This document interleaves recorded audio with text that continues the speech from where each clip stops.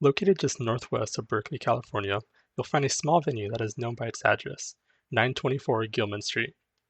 Although not as active today, in 1987, the venue was home to one of the most influential punk bands of all time. Formed in 1987, Operation Ivy consisted of Jesse Michaels, Tim Armstrong, Matt Freeman, and Dave Mello. Although the band never experienced commercial success, as shown through their one single streamable album, if you knew where to look, you'll find their influence all throughout the punk rock scene. The genre of music ranged from the classic sound of punk rock to the ever-so-popular sound of ska. They're also credited with pioneering the mixture of the two genres, ska punk. This genre allowed Operation Ivy to appeal to a more mainstream audience with the sound of ska, while not fraying away for what they stood for as a band. Their influences as a band also come from the ska and punk scene, including the famous British punk band The Clash and the British ska band The Specials.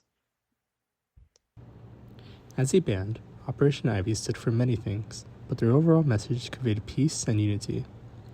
Evident in songs like Unity, where the band calls to stop this war, with war meaning not literal war, but figuratively to promote peace over hate. This sentiment is later supported with lyrics stating, also different, yeah, I say we're all the same.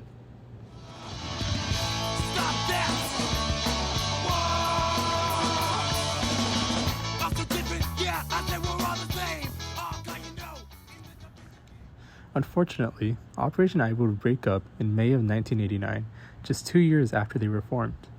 Although only publishing 2 albums within their lifespan, Operation Ivy would go on to be one of, if not the most influential ska punk bands of all time, as they signaled a ska revival.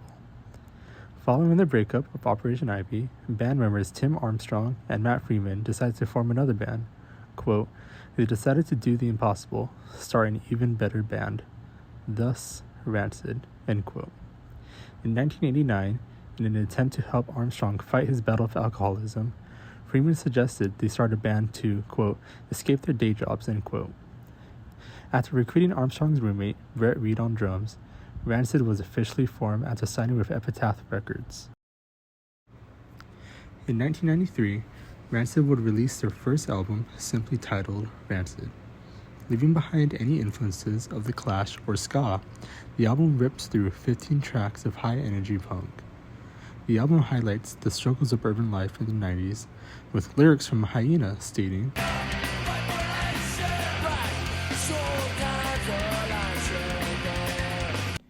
After the release of Rancid's first album, the band would welcome Lars Frederiksen in 1993. Frederiksen had previously played in bands, most notably of the UK Subheads. At Rancid, he took over the role of lead guitar and supplied supporting vocals. Although he wasn't present throughout the entire recording, his guitar and vocals can be heard on the second half of Rancid's second studio album, Let's Go. With Lars filling up the band's lineup, the band going forward would consist of Tim Armstrong, Matt Freeman, Brett Reed, and Lars Frederiksen. This lineup would go on to create one of the best punk albums of all time. In 1995, Rancid released their third studio album, And Out Comes the Wolves. Although their previously 2 albums were received well, this album would push the band into the mainstream. Unlike their previous albums, And Out Comes the Wolves wholeheartedly embraced Rancid's Clash and ska influences and roots. It was undeniably ska. One of their most famous songs from the album is Time Bomb, also known as a 2-tone tribute.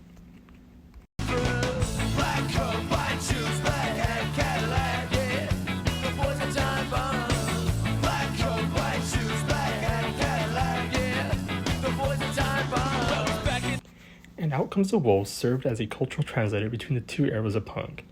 It connected the older generation to what the new era of punk could be like, and it connected the newer generations of punk rockers, showing that the older generation of music was and still has a message and tune they can relate to.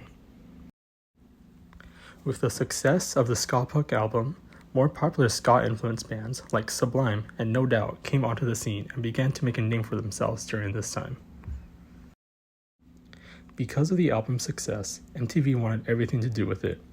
MTV began showing music videos of Time Bomb and their other hit, Ruby Soho, non-stop on their channel.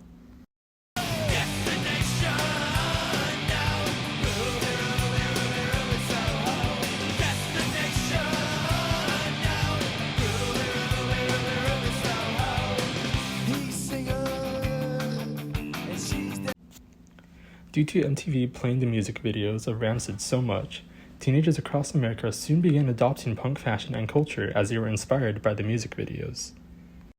Following And Out Comes the Wolves came Life Won't Wait in 1998, Rancid, also known as Rancid 5 in 2000, and Indestructible in 2003.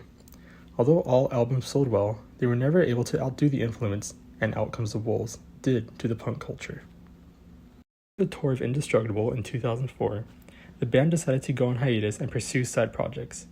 The most notable of these side projects are the Transplants, with the band members being Tim Armstrong, Travis Barker, Rob Aston, and Kevin Bivona, and the Devil's Brigade, featuring Matt Freeman, Tim Armstrong, DJ Bromberg, and Rob Millucky.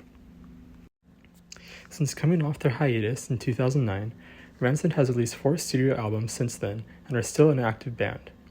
Rancid would not have happened if it wasn't for Armstrong's and Freeman's love for the punk and ska culture that they heavily influenced in the late 1980s with Operation Ivy. Whether you like the band's songs or not, their messages of peace and unity and the struggles of urban life are important ones that many can and have related to. Their longevity as a band, being over 30 years, goes to show that their message is timeless and authentic.